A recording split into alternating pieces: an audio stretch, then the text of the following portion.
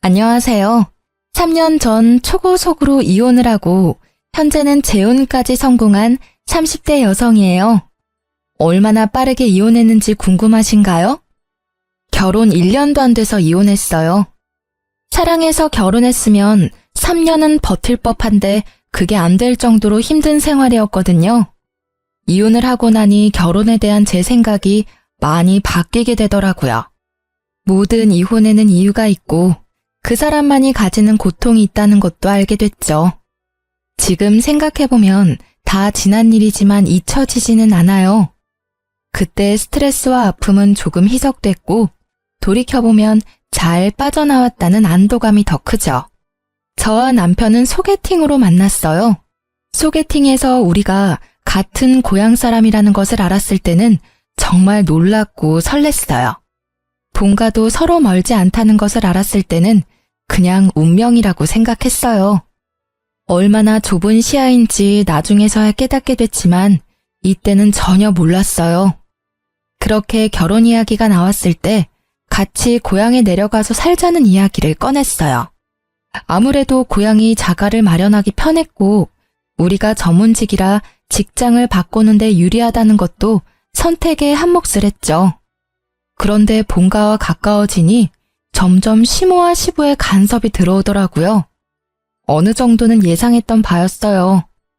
사실 결혼 전에도 저희 친정아버지가 집에서 쉬고 계신다는 이야기를 듣고 시댁에서는 무척 싫어하셨어요. 일도 안 하면서 사는데 사치스럽게 산다고요. 저는 제가 버는 만큼 쓰기에 그리 사치스럽게 보이지 않아서 결혼할 수 있었던 건지도 몰라요. 사실 저희 아버지가 돈을 많이 벌어두셨지만 남편이나 시댁에는 이야기한 적도 없었어요. 제가 잘 버는 것도 아니고 그 돈이 제 것이 될 거라는 생각도 안 해봤거든요.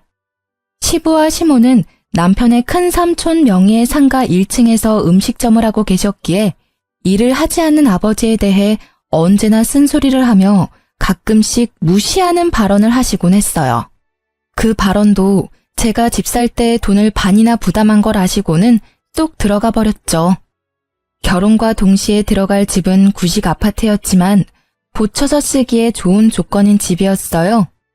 일단 금액이 싸서 나머지를 리모델링비로 쓸 수 있어서 더 좋았어요.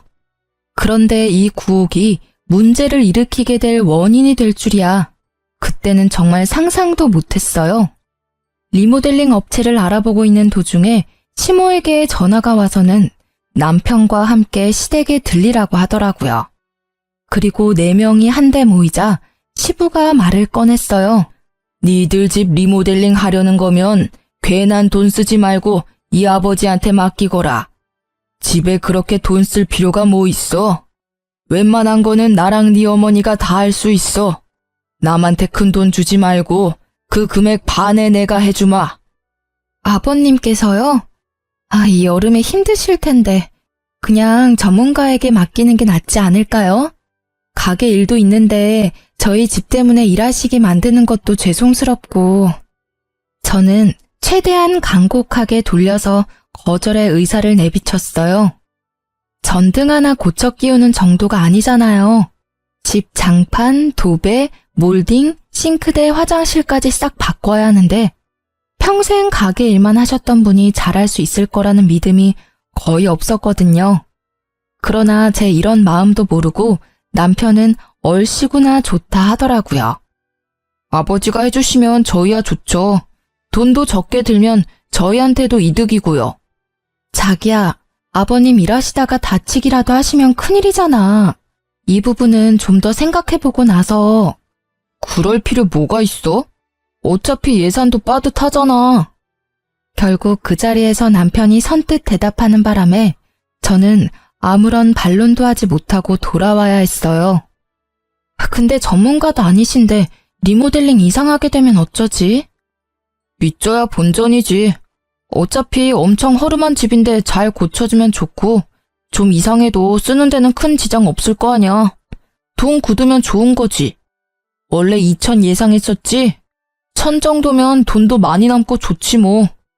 그리고 공사가 시작됐어요. 두려움에 두근대는 제 마음과 달리 시부와 시모는 거침없이 공사를 하시더라고요. 그리고 한 달이 지나고 공사가 끝났어요. 처음 집에 들어갈 때까지만 해도 그럴듯해 보였어요. 그런데 보름이 지나면서 여기저기서 문제가 발생했어요.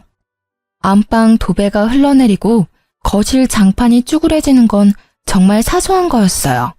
싱크대가 역류하는 건 어떻게 된 건지 알아볼 수 없을 정도였죠. 그리고 그쯤 아랫집에서 저희 집에 찾아왔더라고요.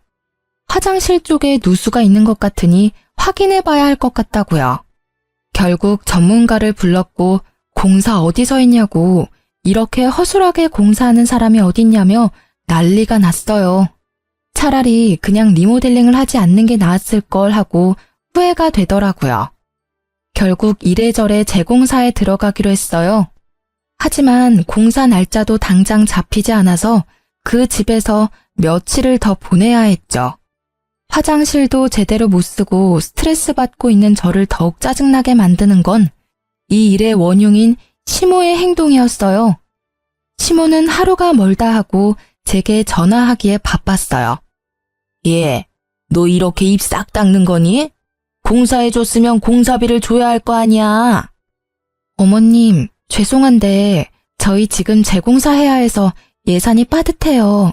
일단 지금 공사 끝나고 이야기하시면 안 될까요? 재공사? 아주 기가 막혀서. 마음에 안 들어서 재공사하는 거야? 마음에 안 드니 돈도 못 주겠다 이거지? 그런 거 아니에요. 정말로 예산이 어느 정도일지 몰라서 그래요. 변명 같은 건 다 필요 없다. 당장 돈 줘. 너한테 없으면 너희 친정에 이야기해서라도 줘야 될 거 아니야. 이렇게 사람을 아주 쪼아대는데 저는 노이로제에 걸릴 지경이었답니다. 저는 시모의 전화를 끊고 남편에게 전화했어요. 어머님 전화 오셨어. 돈 달라고 하시는데 재공사 비용이 얼마나 나올지 알 수 없는 상태에서는 드릴 수가 없잖아. 그니까 우리 집 상황 알리고 약속한 돈은 반만 드리는 걸로 하자. 어차피 자재값은 우리가 다 냈으니까 수고비로 드리는 건 그 정도면 될 것 같은데. 어때? 그럼 약속을 어기자는 거야? 아무리 공사가 망했어도 부모님하고 한 약속이잖아. 드리기로 했던 금액은 드려야지. 어떻게 그렇게 쉽게 이야기해? 지금 공사비며 아랫집 보수공사까지 우리가 책임져야 하는데 내 수중에 있는 돈으로도 모자랄지도 모르는데. 아, 그럼 나더러 어떻게 하라고. 처음부터 네가 맡는다고 하지 않았어? 그럼 네가 책임지고 끝까지 해야지. 나한테 할 소리야? 처음부터 내가 아버님한테 공사 맡기는 거 싫다고 했잖아. 근데 당신이 그렇게 하자고 하는 바람에 이렇게 된 거잖아. 아, 몰라. 난 아무것도 모르고 아무것도 해줄 수 있는 게 없으니까 당신이 알아서 해. 결국 이 상황을 해결하려는 의지도 없어 보이는 남편과의 대화는 싸움으로 번지고 말았죠. 저는 이날 처음으로 남편에 대한 실망감을 느꼈어요. 저는 열심히 이 일을 어떻게 수습할까 고민하다가 가족을 집에 초대하기로 했어요. 자연스레 시댁에 저희 상황을 보여주면 해결될 거라고 생각했거든요. 아버님, 어머님, 손 씻으시려면 싱크대에서 씻으셔야 해요. 화장실이 지금 누수로 아랫집이 난리 났거든요. 그리고 싱크대도 물이 역류하니까 물을 살짝만 트시고요. 저는 자연스레 집의 문제를 알려드렸죠. 시부와 시모도 집을 보더니 잠시 당황하더라고요. 당연한 일이죠. 눈이 있다면 지금 집안 꼴이 어떤지 확인할 수 있을 테니까요. 아이고, 집 사서 들어오더니 이렇게 집을 막 쓰니. 세상에 얼마나 험하게 썼으면 집이 이 모양이야? 너 그렇게 안 봤는데 물건을 이렇게 아껴 쓰지 않으면 어떡하니? 저는 너무 당황했어요. 마치 저 때문에 집이 망가졌다고 말하는 시모의 모습을 믿을 수 없었죠. 그때 벨이 울리고 제가 초대한 특별한 분이 들어오셨어요. 오늘 급히 외출계를 내고 요양원에서 나오신 남편의 할머니였어요. 남편에게 급히 부탁해 시부모 모르게 모셔달라고 했거든요. 지금 이 집에 대해 객관적으로 말할 수 있는 분이셨거든요. 노환으로 거동이 불편해 요양원에 계시지만 정신은 아주 말짱하셔요. 할머님의 등장에 시부모님이 더 당황하셨더라고요. 어머님이 어째서 여기에? 내가 못 올 곳이라도 왔어? 뭘 그리 귀신 본 눈깔이야? 아유, 그런 게 아니고요, 어머님. 근데 너희는 이런 집을 집이라고 샀어? 옛날 집 그대로 살기로 한 거냐? 아니요, 저희 공사를 하기는 했는데. 뭐야? 너희 사기당했어? 아니, 집을 이렇게 만들어 놓고는 무슨 공사가 끝났다는 말이야? 아이고, 화장실 좀 봐. 화장실은 또 왜 이렇게 뒤집어 놓은 거야? 아랫집에 누수가 돼서요. 원인을 찾으려고 이래저래 하다 보니. 어떤 놈들이 남의 집을 이따구로 만들어 놓은 거야? 우리 손주가 야무진 줄 알았더니 그런 놈들한테 홀랑 당했어? 이래서 어린 사람들 뭐 할 때는 조심해야 해. 어른들한테 잘 물어서 해야 하고. 졸지에 사기꾼이 되어버린 시부와 시모는 입이 쏙 들어가 버렸어요. 저는 시부와 시모를 생각해서 두 분이 이 일의 모든 원흉이라는 말은 하지 않았어요. 그렇게 집들이가 끝나고 시부와 시모는 돈 달라는 말은 한마디도 하지 못하고 그대로 돌아갔어요. 그런데 이번에는 남편이 저한테 따지더라고요. 너 진짜 못됐어. 어떻게 할머니를 모셔와서 부모님한테 그런 말씀을 듣게 할 수가 있어? 괜히 긁어부스럼 만드는 게 좋아? 앞으로도 계속 볼 사이인데 이런 식으로 하면 어떡해? 아니, 그러면 어머님이 달라는 대로 다 줘야 하는 거야? 어머님도 아셔야지. 집이 이 꼴이 되어서 돈이 얼마나 많이 들지를. 자기는 자기 돈이 아니라서 그렇게 느긋할지 모르겠는데 나는 내 돈에서 빠져나가는 거라서 엄청 신경 쓰이거든? 내가 하는 일이 싫으면 당신 혼자 여기 살아. 난 친정 갈게. 대신 이 집 재공사 안 해줄 거니까 자기가 알아서 하고. 됐지? 결국 이 말까지 꺼내고서야 남편은 입을 꾹 닫았어요. 그렇지만 그 눈에는 하고 싶은 말을 못해서 잔뜩 심술이 들어가 있더라고요.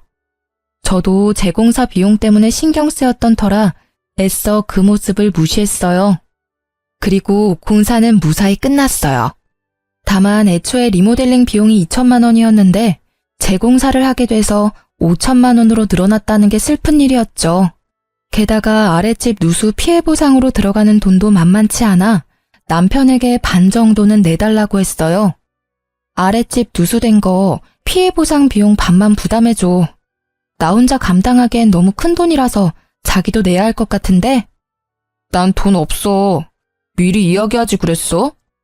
아니, 누수 피해 발생한 거 한 달 전이거든? 당연히 예상할 수 있는 문제고. 아니, 그것보다 당신이 아버님한테 시공 맡기는 바람에 생긴 일들이잖아. 왜 그렇게 당당한데? 알았어. 살면서 돈 생기면 줄게. 그럼 되잖아. 일단 지금은 당신 돈으로 내라고. 그래, 그럼 이건 내가 다 부담할 테니까 어머님한테 드려야 할 돈은 당신이 책임져. 그럼 됐지? 남편은 의외로 가볍게 고개를 끄덕였고 결국 저는 모든 비용을 부담해야 했어요. 그래도 같이 살 집이니 남는 건 있을 거라는 생각으로 눈물을 머금고 돈을 냈어요. 그래도 다행인 건 리모델링 재공사가 너무 잘 돼서 집안이 너무 쾌적한 신식으로 바뀐 점이었어요. 그리고 그 사건 이후 시모는 틈만 나면 저를 잡아먹으려고 안달이 난 사람처럼 굴었어요. 제가 일부러 공사비를 주기 싫어서 자신들을 물먹였다고 여기는 듯 했죠. 저는 몇 번을 시모에게 이 문제는 남편과 상의하라고 했지만 제 말을 들을 생각조차 없어 보이더라고요. 그 와중에 집들이의 조모를 소환한 저를 시부가 불러서는 며느리의 자세, 시댁을 모시는 자세에 대해 일장 연설을 하셨어요. 너는 그게 문제다. 어른을 모시는 자세가 안 돼 있어. 어떻게 어른이 있는 곳에 더 높은 어른을 모셔와서 사람을 무안하게 만들 수가 있는 거냐? 네가 생각이 있다면 그런 짓은 하지 말아야지. 어떻게 할머니를 모셔오는 그런 발칙한 생각을 할 수가 있어? 네가 며느리가 아니었다면 이렇게 따끔하게 혼낼 필요도 없었을 거다. 다 너를 위해서 하는 말이니 고깝게 듣지 말고. 그 말들이 왜 저에게는 그리 서럽게 들리는지. 억울한 저와는 반대로 남편은 뿌린 대로 거둔 거라며 시댁 식구들을 말려줄 생각도 없더라고요. 저는 이미 결혼에 대한 환상이 깨지고 현실에서 허우적거리고 있었어요. 그렇게 몇 달 뒤에 우편물이 하나 날아왔더라고요. 제가 주식을 안 해서 잘 모르겠지만 주식 배당과 관련된 우편물이더라고요. 저는 설마 하는 마음으로 우편물을 뜯었는데 남편이 거의 3천만 원이나 되는 큰 돈을 투자한 걸 알게 됐죠. 저는 그걸 보자마자 정신이 번쩍 들더라고요. 리모델링 재공사할 때는 돈 없다며 저를 태연히 속이고 아랫집 피해 보상 금액도 저한테 한 푼도 주지 않았던 거예요. 열받은 저는 남편을 기다렸어요. 7시, 8시, 9시. 저녁 늦게야 들어온 남편은 평소와는 다르게 정적이 흐르는 집안 분위기에 들어오다가 잠시 멈칫하더라고요. 도둑이 제발 저린다고 제 얼굴을 보고는 슬쩍 눈치를 보고는 제게 오더라고요. 당신 이거 뭐야? 이만큼 돈이 있으면서 나한테 돈 한 푼 안 준 거야? 재공사할 때 돈이 얼마나 들었는지 알지? 그때는 돈 없다 하더니 지금이라도 재공사 비용 절반 나한테 줘. 안 줄 거야. 아니 못 줘. 지금 주식으로 거의 반을 날려서 지금 빼면 손해본다고. 손해를 보든 말든 내 상관 아니야. 나는 당신이 날 속였다는 게 화가 났고 당신에게 돈이 있음에도 내게 모든 책임을 전가해서 돈 한 푼 안 낸 게 화가 나는 거야. 아니, 도대체 이 돈이 어디서 난 거야? 그게 사실은 내 돈은 아니고. 설마 나 몰래 대출받은 건 아니지? 그런 거 아니야. 엄마 돈이라고. 엄마 돈. 뭐? 어머님이 그 돈을 왜 당신한테 주신 건데? 우리 리모델링 할 때 쓰라고 주신 거라고. 아니, 내가 좀 부풀려서 돌려드리려고 했지. 나도 집이 이 꼴이 될 줄 알았겠어? 그냥 진짜 해프닝이고. 야, 그게 더 나쁜 거거든? 너 지금까지 내가 얼마나 어머님한테 시달렸는지 알고 있었잖아. 어머님이 돈 달라고 한 이유가 여기 있었네. 당신 진짜 너무한다. 어머님이 준 돈을 몰래 혼자 꿀꺽한 것도 모자라서 어머님이 달라는 돈까지 나한테 주라고 한 거였어? 저는 그제야 시모가 빚쟁이처럼 제게 돈 달라고 했던 이유를 잘 알게 됐어요. 시모와 시부가 집 살 때 돈 보태준 게 없으니 공사비라도 보태주려고 하셨다고 하더라고요. 남편보다 제가 돈을 더 많이 써서 남편이 집에서 기죽어 살까봐 그랬다는 남편 말에 기가 차지도 않더라고요. 그런데 공사비로 남편에게 돈을 주고 나서 제가 가져온 견적을 보니 생각보다 공사비가 남는 것 같고 쉬울 것 같아 시부 시모가 해주겠다고 하고 돈을 다시 얼마쯤 받아가려고 하신 것 같더라고요. 시모는 아마 제가 그 돈의 존재를 알고 있으면서 그걸 저희끼리 다 가져가서 쓰려고 한 것 같다는 생각을 하신 것 같아요. 지금 당장 그거 정리해서 어머님께 돌려드려. 어머님이 나한테 어떻게 하고 계시는지 자기가 모르지는 않을 거 아니야. 나 계속 이렇게 살기는 싫다고. 제 말에 남편은 수긍하지 않겠다는 듯 입을 꾹 닫고 아무 말도 하지 않았어요. 내 말 안 들려? 하겠다는 거야 말겠다는 거야. 왜 이렇게 나한테 뭐든 다 떠넘기려고 하는 건데? 당신이 사고 쳤으면 당신이 해결을 좀 해. 그러다가 제가 화가 나서 쏘아대자 입을 열고는 되지도 않는 말을 하더라고요. 내가 알아서 하면 되잖아. 정리하라 마라 나한테 명령하듯이 이야기하지 마. 엄마가 나한테 준 돈이지 너한테 준 돈 아니거든? 진짜 재수도 없지. 내 친구는 부자 여친 만나서 결혼해서 팔자 폈는데 나는 이게 무슨 꼴이야. 능력 있는 여자는 바라지도 않으니까 잔소리나 제발 좀 그만해. 이딴 집에 들어오기도 싫으니까. 뭐? 네가 잘못했잖아. 그런데 왜 이렇게 당당한 건데? 이 미친놈아, 너 사이코야? 지금 내가 하는 말 중에 틀린 말이 하나라도 있어? 그럼 나는 전생에 뭔 죄를 지어서 네가 싼 똥 대신 치워줘야 하는 건데 이런 나도 재수가 없는 건 마찬가지 아냐? 부자 여친? 왜 네가 잘나려고는 생각 안 하는데?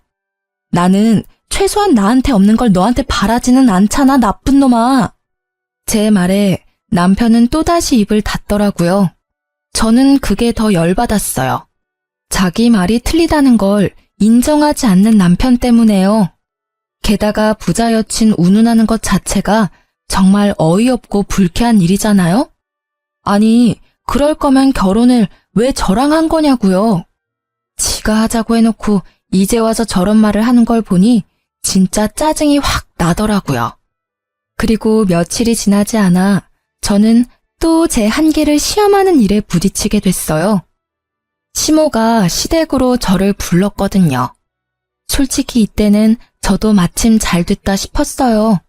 가서 이 일에 대해 설명하려고 했죠. 남편이 사고 친 거에 대해서 이야기하면 시모가 이해해 주리라고 믿었거든요. 상식이라는 게 있다면 당연히 그랬을 거예요. 여기까지 잘못된 생각은 아니었지만 제가 시댁을 너무 만만히 봤나 봐요. 제가 예상한 반응이 아니었거든요. 그래, 왔니? 공사가 잘못된 거는 우리도 인정할게. 그렇지만 그거하고 별개로 우리도 일을 했으니 인건비라도 줘야 된다고 생각하는데 너는 어떻게 생각하니? 어머님 말씀이 지당하세요. 그리고 그 부분은 리모델링 비용을 받아간 남편하고 이야기하셔야 될 것 같아요. 저도 어머님이 남편에게 돈을 주셨다는 걸 불과 며칠 전에 알게 됐거든요. 저 모르게 그걸로 주식을 하고 있었더라고요. 그래서 빼서 드리라고 했는데 아직 안 드렸나 봐요. 제 말에 시모의 얼굴이 팍 일그러지더라고요. 저는 왜 시모가 인상을 쓰는지 모르겠더라고요. 너 아직도 정신을 못 차렸구나? 네 시아버지가 하는 말을 그냥 허수로 들었어. 부부는 일심동체고 남편이 잘못했으면 부인이 책임져야 할 때도 있다고 네 시아버지가 말하지 않든? 그러니까 그 돈이 남편에게 있든 없든 너에게도 책임이 있다는 말이지. 그러니까 돈 달라는 소리도 같이 들어야 하는 거고. 어딜 남편이 가지고 있니 없니 하는 거야? 네 남편이 알아서 잘 쓰겠지. 그거 하나 믿어주지도 못하고 무슨 부부라고. 저는 이 상황이 점점 짜증이 나기 시작했어요.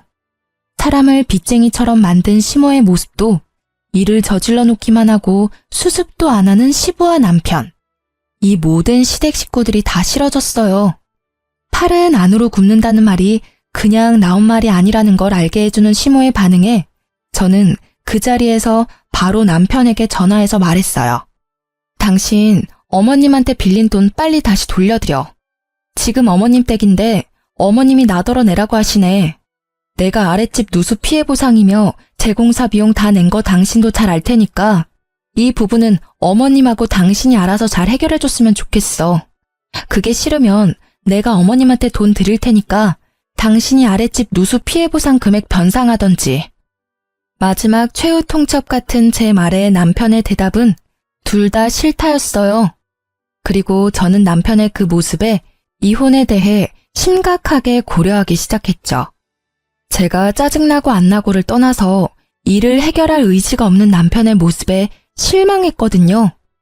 그렇게 시모와 이야기를 나눈 뒤로 시모는 시도 때도 없이 다시 전화를 하기 시작했어요.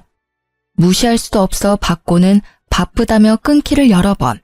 정말 노이로제에 걸리기 일보 직전이었어요. 그리고 친정엄마에게 전화가 왔을 때는 정말로 혼이 나가는 줄 알았어요. 설마 친정까지 가서 그런 짓을 할 줄은 몰랐거든요. 얘, 너 빨리 좀 와봐야겠어. 안사돈께서 여기 와서 난리야. 너 뭐 돈 안 들인 거 있니? 돈 내놓으라고 난리야. 이게 무슨 난리인지 모르겠어. 그 말에 저는 일하다 말고 연차 쓰고 곧장 친정 본가로 향했어요. 갔더니 시모의 바락바락 악슨 목소리가 밖에까지 들리더라고요. 무슨 딸을 어떻게 키웠길래 어른이 하는 말을 개똥으로 듣도록 키웠어요? 세상에 시어른 일 시켜먹고 돈 떼먹으려는 벼락 맞을 며느리가 세상에 어디 있어요? 여기 와서 이러지 마시고 애들이랑 이야기하셔야죠. 저희한테 돈 빌려준 것도 아니면서 왜 여기서 이러시냐고요. 이 집 딸이니 이 집 식구가 책임져야죠. 우리도 좋자고 이러는 거 아니에요. 저희도 좋은 마음으로 집 공사해 준 거예요. 그러면 최소한 시열은 일한 만큼은 성의를 보여야죠. 공사가 잘 됐네 못 됐네 변명만 하면서 돈 돌려줄 생각도 하지 않고 저희도 진짜 마지막이라는 생각으로 여기 온 거라고요. 친정엄마와 시모의 신랑이에 저는 급히 문을 열고 들어가 엄마 앞을 막아서고는 시모에게 소리쳤어요. 그만하세요. 왜 여기 와서 이러세요? 제가 말씀드렸잖아요. 어머님한테 받은 돈은 남편이 몰래 숨기고 주식했다고요. 도대체 이런 법이 어디 있어요? 제가 가져간 돈도 아닌데 왜 저한테 달라는 거예요? 그 돈 한 번 만져보지도 못하고 알지도 못했던 돈이에요. 저한테 말씀하셔도 저는 드릴 수 있는 돈도 없어요. 원래 드릴 수 있었던 돈도 이제는 재공사 비용이랑 아랫집 누수 피해 보상 때문에 5천만 원이라는 돈이 빠져나갔다고요. 그 5천만 원에 단돈 1원도 보태주지 않은 게 그 사람이거든요? 아니, 그걸 왜 우리한테 이야기하니? 그건 네가 알아서 해야 할 일이지. 내가 왜 그런 것까지 신경 써야 하는지 모르겠구나. 나는 다른 건 다 관심 없고 내 돈만 받으면 돼.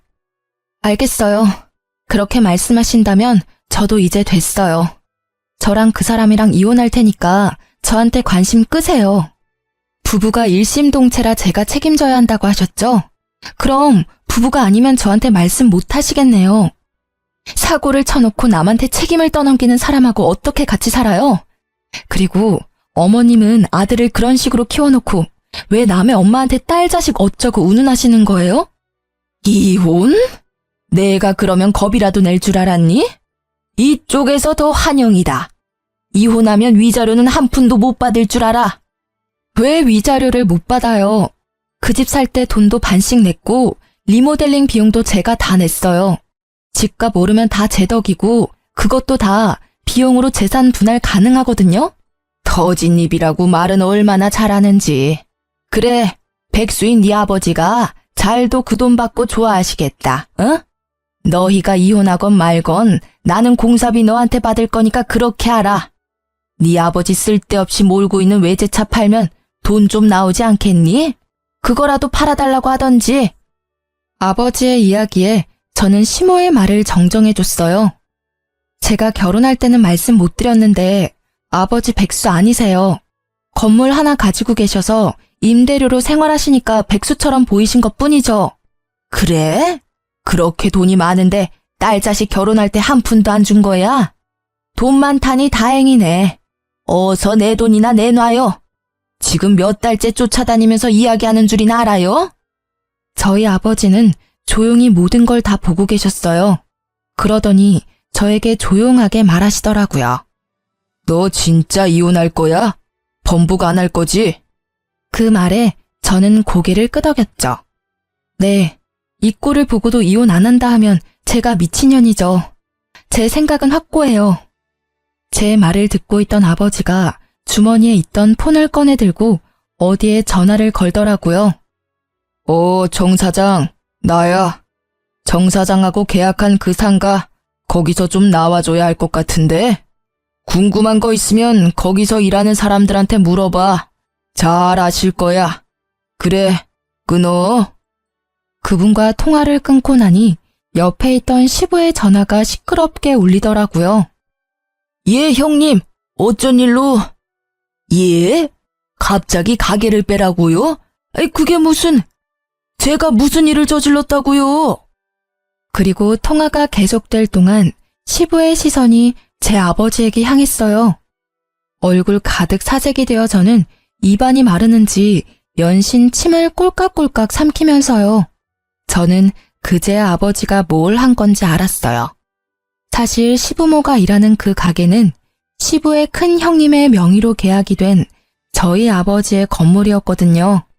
아버지는 계약 후에 실제로 일하는 게 사돈이라는 걸 알고는 시댁에서 곤란할까봐 건물주인 걸 밝히지 않았거든요. 아무래도 임대인과 임차인이라는 관계가 사돈 관계에 그렇게 좋지만은 않다고 여기신 듯 했어요. 정 사장한테 다 들으셨으면 이야기하기 편하겠네요. 보증금은 돌려줄 테니 제 건물에서 나가주셨으면 좋겠습니다. 그리고 나가기 전에 원상 회복 무조건 하셔야 하고요.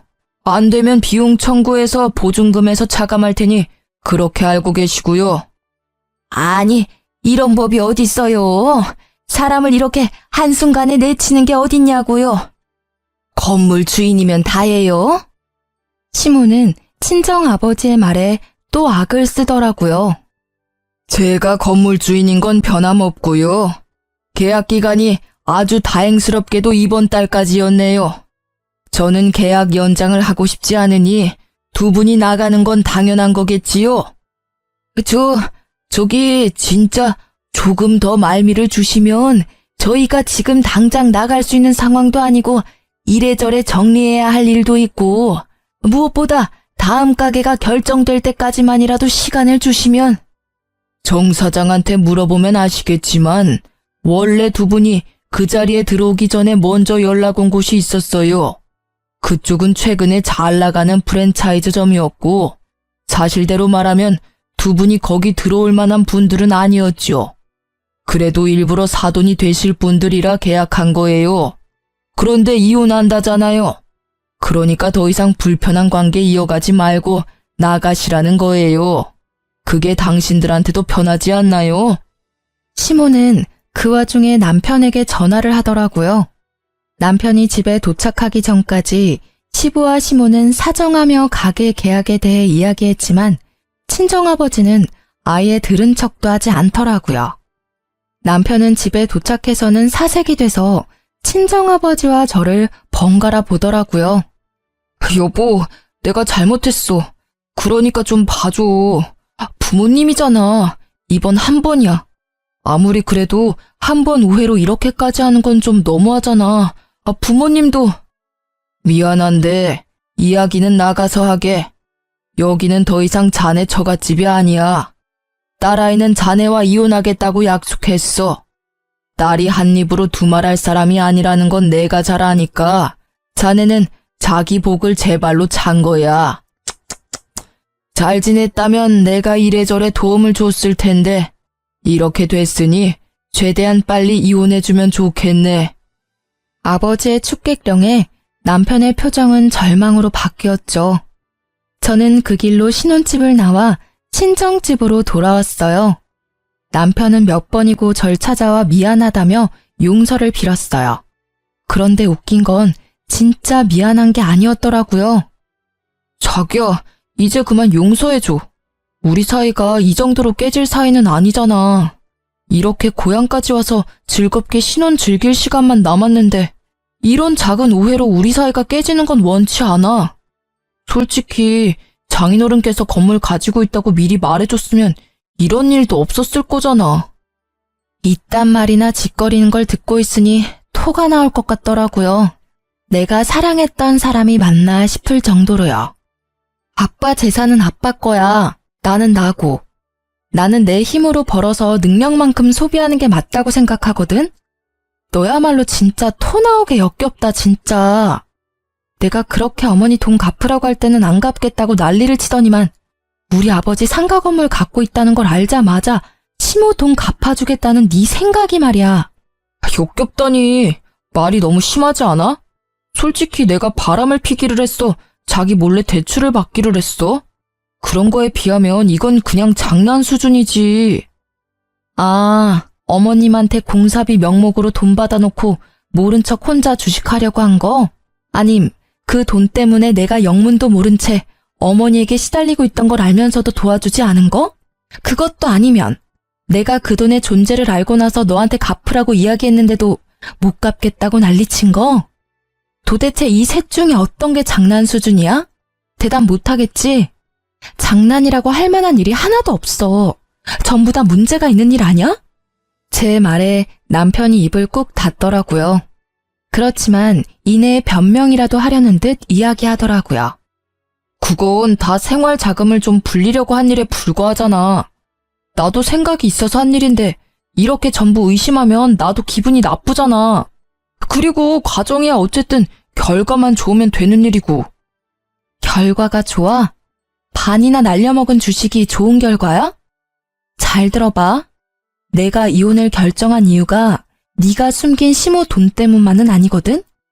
막상 결혼을 해보니까 넌 문제가 생겼을 때 해결할 생각이 없더라고. 매번 나한테 문제를 해결하도록 맡기기만 했지. 너는 문제를 해결할 의지조차 없었어. 게다가 회피하기만 했지. 그걸 보니까 진짜 질리더라고. 그런데 그것만으로도 이혼 확정감인데 네 어머니는 어떻고? 그 돈 네가 갖고 있다고 몇 번을 말해도 나한테 부부는 일심동체니 남편이 사고를 치면 아내가 해결하는 게 맞는 일이니 말도 안 되는 말만 하시고 가족 운운하면서 어떻게 그렇게 악착같이 날 쫓아다니면서 빚쟁이 쫓아다니는 사채업자처럼 막무가내로 돈을 달라고 할 수 있어? 그게 얼마나 더러운 기분인지 넌 상상도 안 가지? 그러니까 그렇게 태연했던 거지. 다시는 이런 일 겪기 싫고 두 번 다시 생각하고 싶지도 않아. 제 말에 남편은 아무 말도 못하고 눈만 굴리더라고요. 나가자니 제 아버지 앞으로 된 건물이 아른거리고 뭔가 제 말에 반론을 하고 싶은데 입이 10개라도 할 말은 없고 결국 제가 쫓아보내고서야 남편은 터덜터덜 돌아가더라고요. 그 뒤로는 일사천리로 이혼 과정이 진행됐어요. 다행스럽게도 제가 한 리모델링 건으로 집의 가치가 이전보다는 올라서 그 부분의 비용도 어느 정도는 되돌려 받을 수 있었어요. 여기서 짜증나는 건 집값이 오른 걸 남편도 혜택을 봤다는 점이었죠. 그렇게 이혼 후 저는 고향을 떠나 다른 지역으로 갔어요. 그곳에서 연애 1년을 끝으로 지금의 남편과 재혼도 했고요. 사실은 사이가 너무 좋은 나머지 혼전 임신에 성공했거든요. 재혼해서 아들을 출산하고 오랜만에 친정집에 내려갔어요. 아버지와 함께 외식하러 나갔는데 식사하는 곳에 전 남편의 전 시모가 일하고 있더라고요. 순간 확 짜증이 나서 다른 곳으로 가려고 발길을 옮기는데 전 시모가 아는 척하며 저 아버지에게 다가오더라고요. 아이고, 잘나신 전 며느리네. 그렇게 이혼하고 잘 살고는 있어? 남의 눈에 눈물 나게 하면 지 눈에는 피눈물 난다던데 그 눈물은 언제쯤 나려나 몰라? 나쁜 년도 이런 나쁜 년이 없지. 세상에 결혼한 지 1년도 안 돼서 돈 때문에 지압이 갖다 버린 년이 얼굴을 빳빳하게 들고 다니는 게 제대로 된 세상이야? 욕하지 마세요. 저랑 이제 그쪽 집안은 관련 없거든요? 관련이 없기는 왜 없어? 악연으로 똘똘 엮여 있는데. 남편 버린 년이나 돈 때문에 사돈댁 내치는 친정아버지나 다 똑같이 거기서 거기지. 사람 무시하고 잘 사는 사람 못 봤어. 하늘 부끄러운 줄 모르고 대낮에 뻔뻔하게 돌아다녀? 그만하세요. 제 친정에 돈 없다고 무시하고 구박한 것도 당신들이고 무엇보다 제가 받지도 않은 돈 어이없이 저한테 요구한 것도 당신들이거든요. 조용히 최소한 상식적으로 살았으면 이혼할 일도 없었을 거라고요. 하늘 부끄러운 줄 모른다고요? 그거 제가 할 말이거든요. 진짜로 부끄러워할 사람이 누군데 지금? 아니, 인연이 보자 하니까 사람을 만만하게 보고. 뭐? 왜 내가 부끄러워해야 해? 지금 우리가 어떤 상황인지 알지도 못하면서 네가 뭘 안다고 우리한테 그런 소리를 짓거리는 거야? 시모의 큰 소리에 놀라서 앵앵 울고 있는 제 아들을 친정아빠가 안아 올리며 말했어요. 부끄럽지 않다면 최소한 후회라도 하셔야죠. 이혼 안 했으면 제가 가진 상가는 제 딸아이에게 물려줬을 겁니다. 그러니 당신네 아들에게 가야 할 복은 그쪽이 스스로 날려버린 거나 마찬가지죠. 저는 제가 가진 상가를 우리 외손주에게 줄 거거든요. 마음을 좀 곱게 쓰셨으면 당신네 외손주가 제 상가를 받았을지도 모르죠. 뭐 결과적으로는 그렇게 되지 않아서 참으로 다행이기는 합니다만. 그 말에 시모의 얼굴은 후회와 짜증으로 일그러졌어요. 어쩌겠어요. 본인이 차버린 복인데. 실제로 제 아버지는 제 아들에게 모든 걸 물려주겠다고 하셨거든요. 처음에는 다 쓰고 돌아가시겠다고 하시더니 제게 아들이 생기니 마음이 달라졌다고 하시더라고요. 어쨌든 시모는 아버지 말에 결국 후회막심한 얼굴로 사라졌어요. 그 뒤로 본 적은 없어요. 다만 그 뒤에 들린 소식에 제 버릇 남 못 준다는 말이 생각나더군요. 전 남편이 재산 분할로 받은 돈으로 시부모와 함께 살 전셋집을 얻었다고 하더라고요. 그런데 한 달도 되지 않아서 연식이 오래된 아파트다 보니 또 집을 고치겠다고 했답니다. 전 남편이 말린 모양이지만 결국에는 또 싼 돈에 말려 허락한 듯해요.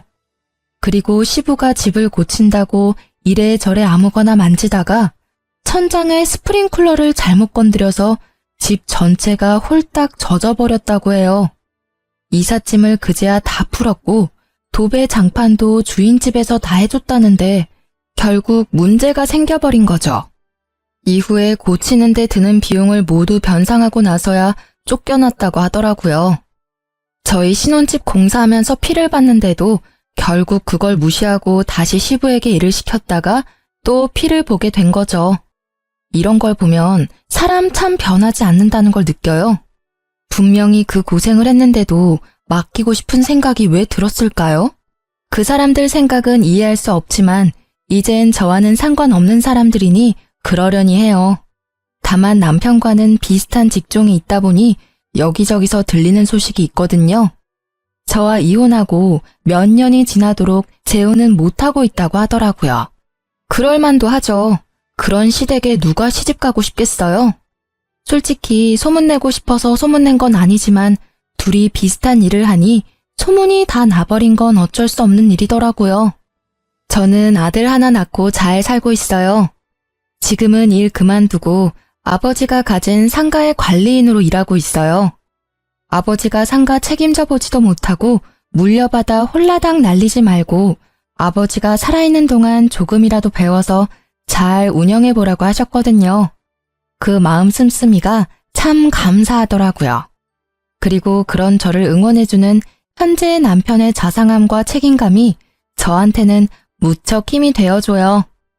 아이에게 무슨 일이 생기면 저보다 먼저 해결해주는 남편이 전 남편과 참 비교되어 보인다고 하면 지금 남편에게 미안할 정도거든요. 그런 사람과 비교라니. 이혼은 저에게 좋지 않은 기억을 주었지만 동시에 사람을 보는 눈도 조금은 알려준 것 같아요.